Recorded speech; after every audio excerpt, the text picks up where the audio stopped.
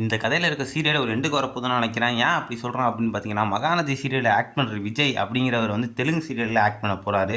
அதுவும் என்ன சீரியல்னு பார்த்தீங்கன்னா, ஜீ தமிழ்ல இத்தன நாளா ஓடிட்டு இருந்த வீரா அப்படிங்கிற சீரியல் டப் பண்ணி இப்போ தெலுங்குக்கு வரப்போகுது. அந்த இதில வந்து விஜய்ங்கிறவர் ஹீரோவாவும், அது மட்டும் இல்லாம நீ நான் காதல் அந்த சீரியல்ல ஆக்ட் பண்ண வர்ஷினி அந்த கேரக்டர் வந்து அந்த தெலுங்கு சீரியல்ல ஹீரோயினியாவும் ஆக்ட் பண்ண போறாங்க. இப்போ வந்து பார்த்தீங்கன்னா, விஜய் வந்து ஹீரோவாவும், வர்ஷினி வந்து ஹீரோயினியா ஆக்ட் பண்ண போற ஜோடி வந்து எப்படி இருக்க போகுது அப்படின்னு ஒரு ஃபேன்ஸ் ரீதியில் ஒரு எதிர்பார்ப்போடு தான் இருந்துகிட்ருக்கு. என்னதான் மகாநதி சீரியலில் இடையில வந்தாலுமே விஜய் கேரக்டர் வந்து இப்போ வரைக்குமே வீக்கா ஃபேன்ஸ் அப்படிங்கிற ஒன்று ஃபேமஸாக போயிட்டு இருக்கு. இவங்க ஜோடி எப்படி இருக்க போகுது, புதுசாக வர ஜோடி எப்படி இருக்க போகுது, ஆனால் பழைய ஜோடி மாதிரி இருந்தால் தான் சூப்பர் அப்படிங்கிற மாதிரி ஃபேன்ஸ் எதிர்பார்த்துட்டு இருக்காங்க.